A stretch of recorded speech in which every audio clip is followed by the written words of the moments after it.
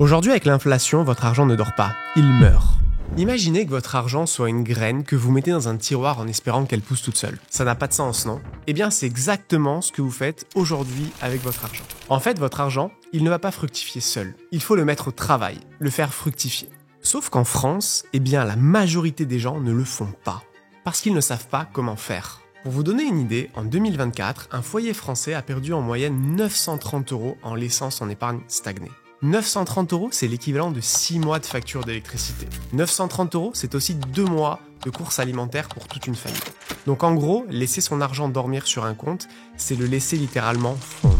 C'est vraiment ce qu'il faut comprendre aujourd'hui. Le plus gros risque financier que vous pouvez prendre, c'est de ne rien faire. Et voilà pourquoi aujourd'hui, investir son argent n'est plus une option, c'est une nécessité. Et ça, c'est même l'AMF qui le dit.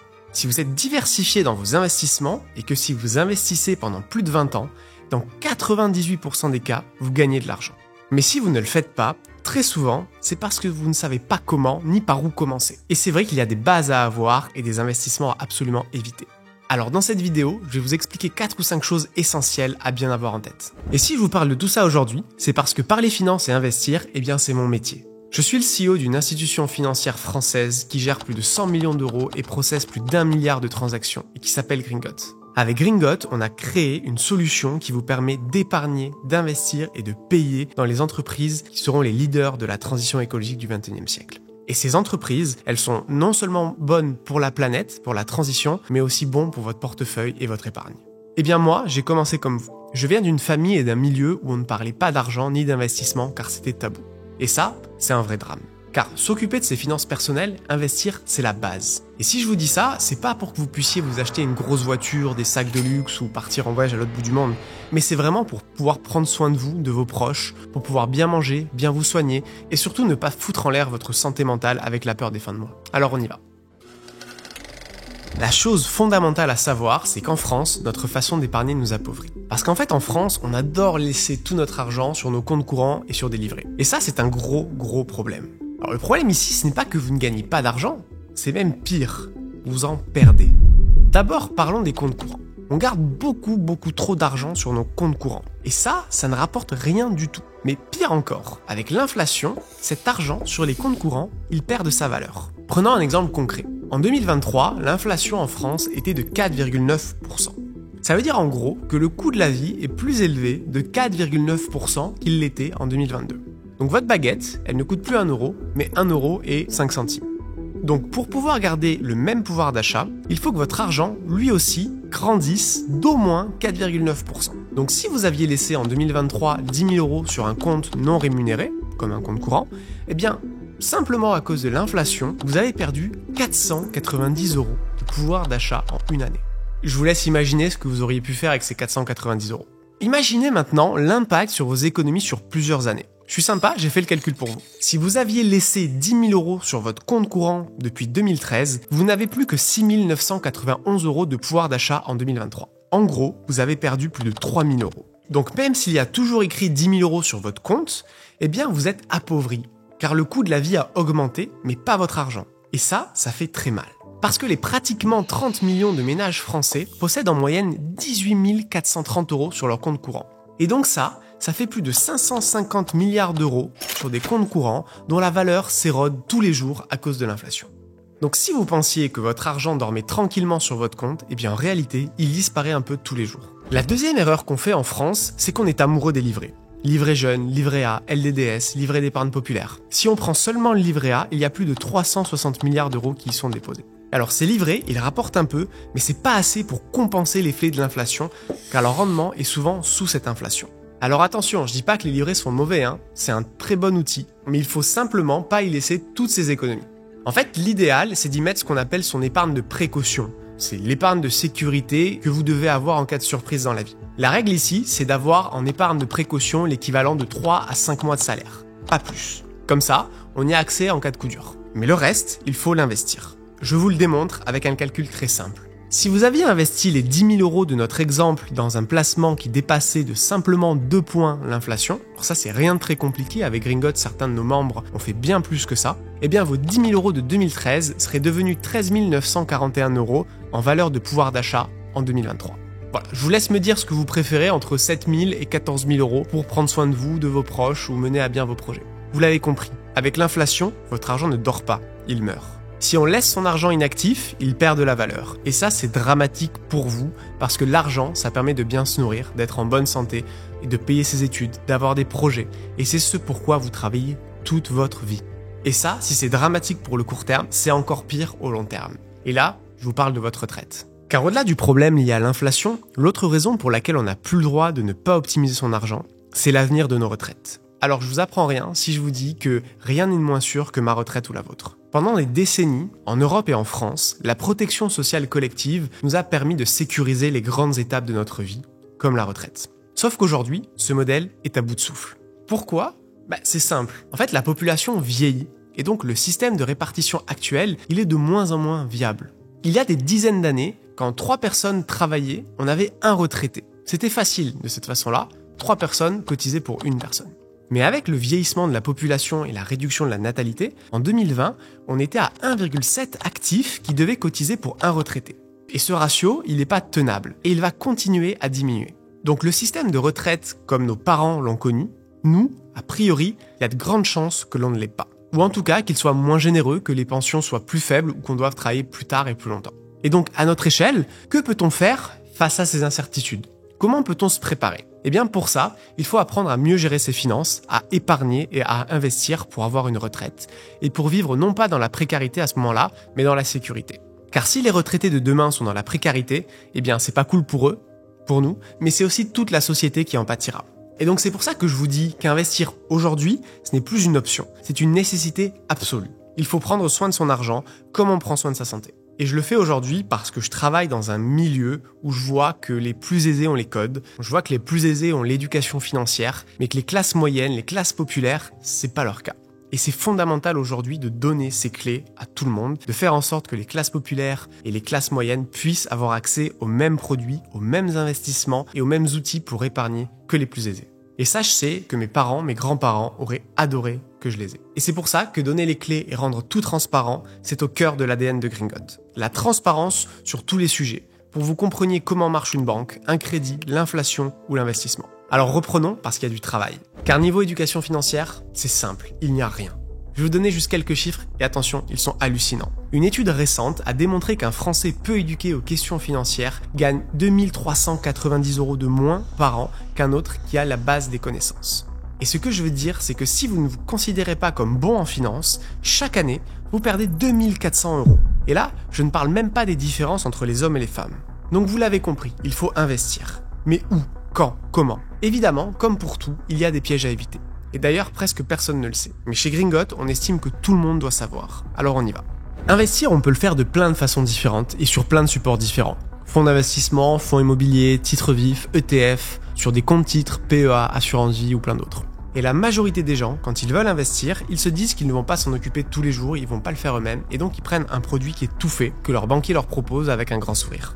Et bien ça, il faut y faire très attention. Il y a souvent des pièges. Prenons l'assurance vie, un support qu'on maîtrise parfaitement chez Gringotte. C'est le support d'investissement numéro 1 en France. Il est le plus populaire et de loin, puisqu'on en a quasiment 2000 milliards d'euros investis sur des assurances vie. Donc dès que vous avez un peu d'argent, votre banquier, normalement, il va vous proposer une assurance vie. C'est normal. Mais attention, il y a 2 gros pièges.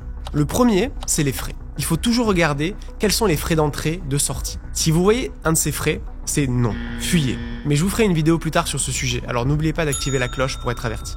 Et le deuxième grand piège de l'assurance vie, même si celui-là, il n'est pas que pour l'assurance vie, mais pour tous les produits, et c'est même le plus important, c'est ce dans quoi votre argent va être investi. En fait, quand vous laissez votre banquier gérer votre argent, eh bien cet argent, très souvent, il va être investi directement ou indirectement dans les énergies fossiles, c'est-à-dire le gaz, le pétrole, le charbon. Et la combustion de ces énergies fossiles, vous le savez, elle génère une quantité de gaz à effet de serre énorme. Et ces gaz, ils sont responsables du changement climatique. Et d'ailleurs, les principales banques européennes détiennent plus de 530 milliards d'euros d'actifs liés à ces énergies fossiles. Et ça, c'est l'équivalent de 95% de leurs fonds propres. Voilà, les fossiles, c'est pas un secteur parmi d'autres. C'est énorme. Et ça, on le sait pas forcément parce que les banques, elles sont très opaques, surtout sur ce sujet. Et là, je vous vois venir. Vous allez me dire, oui, mais si les banques font ça, c'est parce que ça rapporte plus et donc, in fine, c'est bon pour moi. Eh bien non, même pas. Bien au contraire. Alors déjà aujourd'hui, sur les 5 dernières années, le S&P Global Oil Index, qui est un indice des entreprises qui sont exposées aux énergies fossiles, il a réalisé une performance cumulée de près de 3 fois inférieure à celle du S&P Global Clean Energy Index. Donc déjà, on voit que les énergies fossiles, elles ont tendance finalement à rapporter moins que des énergies d'avenir comme les énergies bas carbone. Et puis à terme, c'est encore plus grave. Aujourd'hui, mettre son argent dans les énergies fossiles, c'est comme investir dans une entreprise qui vendait des calèches juste avant que Ford lance son modèle T. Ou alors juste comme investir dans BlackBerry juste avant que Steve Jobs lance son nouvel iPhone. En fait, même si dans les deux cas, vous financiez le leader de l'époque, ça n'a pas été la meilleure décision et beaucoup d'investisseurs s'en sont mordus les doigts. En fait, quand on place son argent dans des industries du passé, on le dirige tout droit vers l'échec. Pas besoin d'avoir fait Polytechnique pour le comprendre, c'est une question de bon sens. Et ça, c'est la même chose qui se passe avec les énergies fossiles aujourd'hui. Investir dans le fossile présente un gros risque pour le climat, évidemment, ça je ne vous l'explique pas, vous le savez, mais c'est aussi un gros risque pour les épargnants et même pour la finance mondiale. Et ça, je ne l'invente pas. C'est ce que les analystes financiers et les scientifiques disent. On a des rapports qui viennent du MIT aux États-Unis, du Parlement européen en Belgique, de la London School of Economics en Angleterre et même de l'Institut Rousseau en France. Tous tirent la sonnette d'alarme. Pourquoi ? Parce qu'il s'agit d'actifs qui risquent de perdre totalement leur valeur d'ici très peu de temps. Et c'est le risque des actifs échoués. On voit souvent stranded assets en anglais. Les actifs échoués, vous ne connaissiez peut-être pas le nom, mais vous savez tout ce que c'est.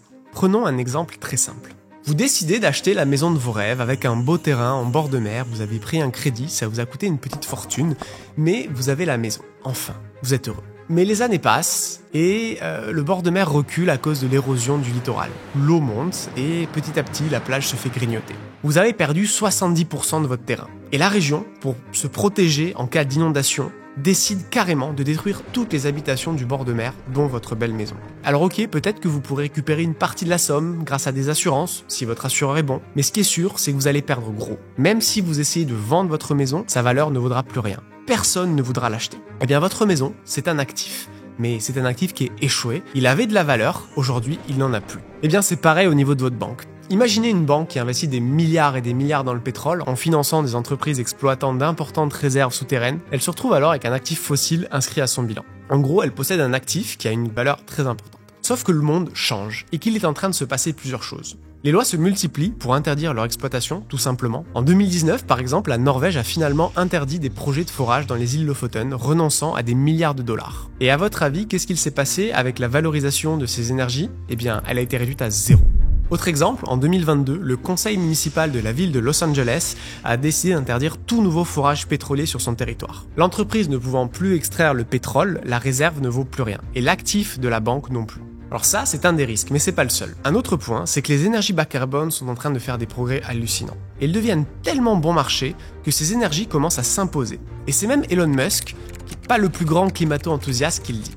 Et les épargnants peuvent aussi refuser de voir leur économie financer de nouveaux projets fossiles. Et enfin, le dernier point, c'est que les phénomènes climatiques, comme des inondations, des sécheresses ou des feux, peuvent empêcher tout simplement l'exploitation. C'est dur de forer quand tout crame autour. L'un de ces changements rapides peut alors faire passer la valeur des actifs de la banque de milliards d'euros à 0 € dans son bilan.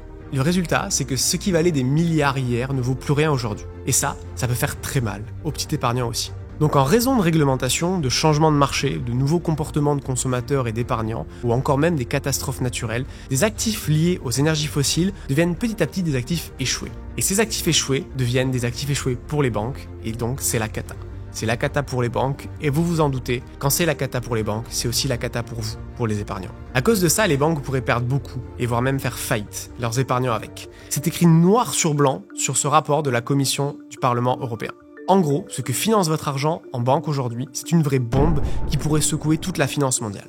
Et ça, dès 2013, le think tank Carbon Tracker a ainsi mis en garde les investisseurs sur l'existence d'une bulle carbone d'ici les prochaines années. Ça vous rappelle quelque chose ? Exactement, c'est comme la crise des subprimes. Et si vous voulez en savoir plus sur ce que finance votre argent une fois qu'il est déposé dans une banque traditionnelle, je vous recommande de regarder notre vidéo sur ce sujet.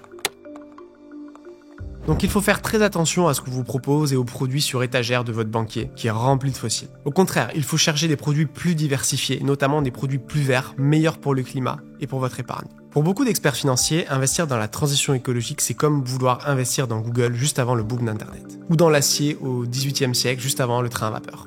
C'est une opportunité qui ne devrait pas être réservée qu'aux plus riches. Et pourtant, je suis prêt à parier que vous avez déjà entendu que financer les entreprises les plus vertes, les entreprises qui respectent la nature, eh bien ça rapporte moins. Et ça, c'est un bon coup marketing de la part des banques et des entreprises du fossile. Et je vais vous expliquer pourquoi c'est faux. Quand on dit que le vert performe moins bien que les autres, on pense au fait qu'il y a de plus en plus de choses à payer pour faire les choses bien, et donc que ça va moins bien performer. Je vous donne un exemple. Une entreprise qui fait des vêtements et qui rejette tous ses colorants et produits chimiques dans la rivière. Si elle veut faire les choses bien et mettre des filtres à eau et tout ça, alors en effet, ça va lui coûter plus cher et donc ça va grignoter sa marge. C'est ce qu'on appelle la prime verte. Mais ça, c'est prendre un problème très particulier. On n'est pas toujours dans cette situation-là, bien au contraire. Et ça, ce n'est pas prendre en compte les entreprises qui vont gagner la majorité des parts de marché dans les décennies à venir. Car l'économie a pris en compte aujourd'hui qu'il existait un besoin de transition. Et donc les entreprises et les entrepreneurs se positionnent pour saisir ces opportunités qui se présentent. On va consommer moins de pétrole. Il faut remplacer ça.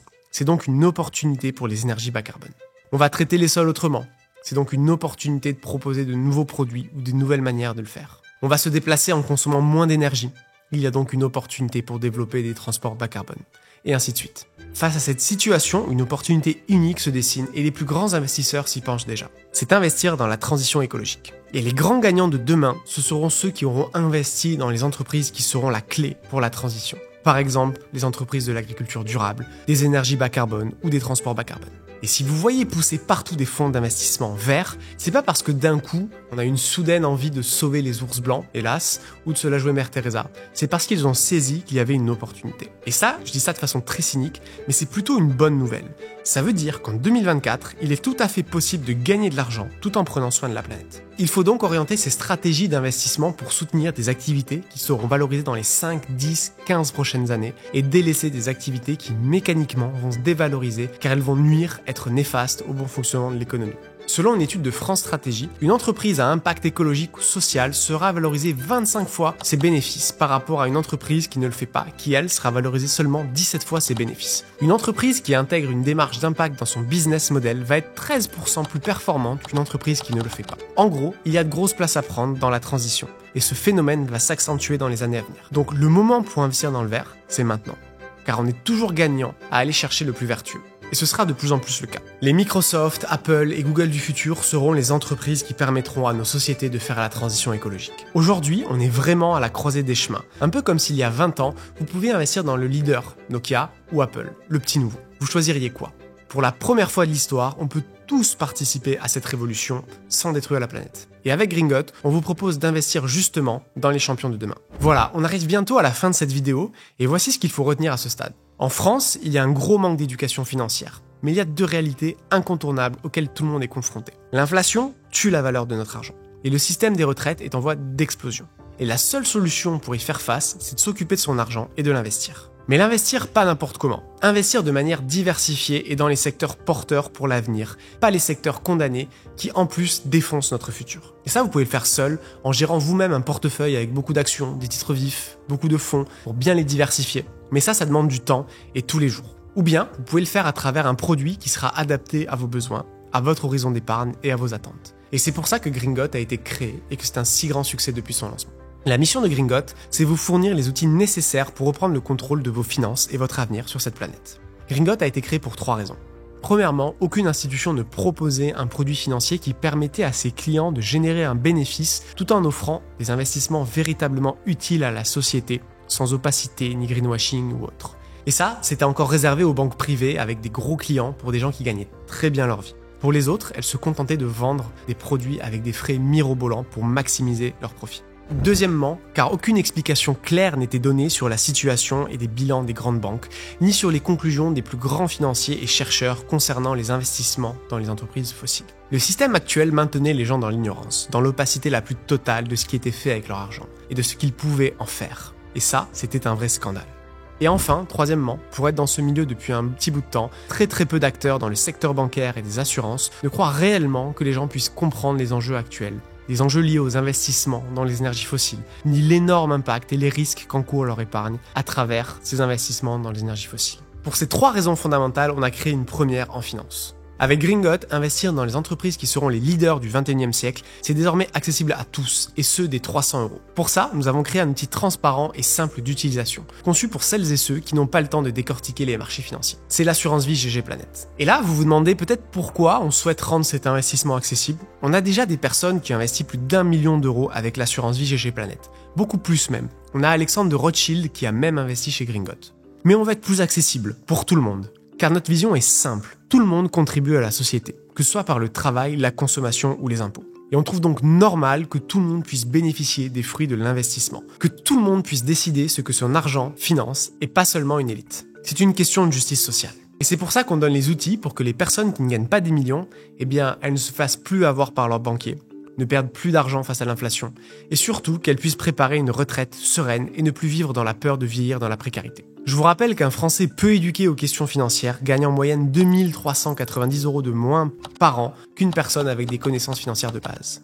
Et ce manque de connaissances, il a des conséquences directes sur sa santé, son alimentation et son bien-être mental. Chez Gringotte, on croit vraiment que tout le monde peut comprendre les risques financiers et reprendre le contrôle de ses finances. Une personne éduquée financièrement, elle est déjà chez Gringotte, car elle sait bien que les secteurs prometteurs sont ceux de la transition écologique et que ça offre des perspectives d'avenir intéressantes pour elle et ses enfants. Notre mission, c'est que ce fossé se résorbe. Quand vous investissez chez nous, vous savez exactement où va votre argent, dans quelles entreprises il est investi et quel est l'impact de vos placements. On pousse même cette transparence à l'extrême en partageant les fiches de paie de nos dirigeants. Oui, la mienne aussi, c'est sur le site. Cette transparence radicale, elle est essentielle pour que vous puissiez faire des choix financiers en accord avec vos valeurs, tout en sachant que vous investissez pour un futur durable et rentable.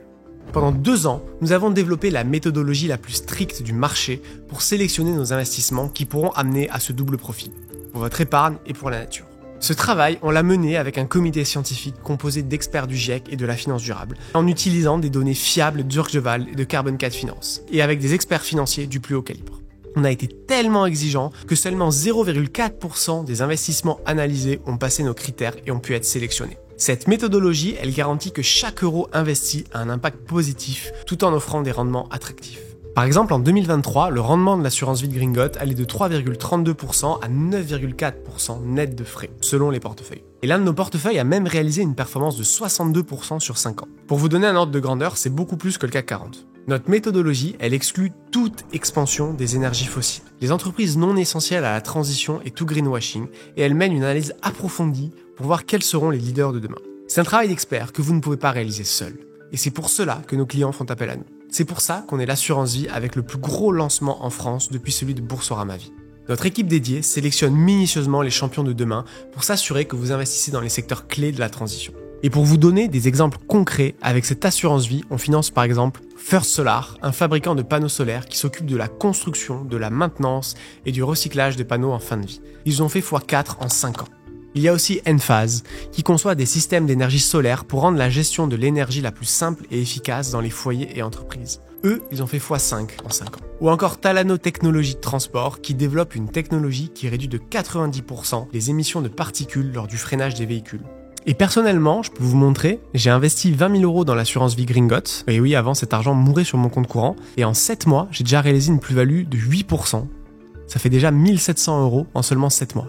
Bien sûr, avec tout ce que je viens de vous dire, il faut garder en tête que les performances passées ne garantissent pas les performances futures. Mais ça vous donne quand même une idée des opportunités que vous pouvez avoir en investissant chez Gringotte. Alors si vous voulez plus d'infos, c'est sur le site Gringotte, le lien est en description. Et si cette vidéo vous a plu, n'hésitez pas à vous abonner à notre chaîne.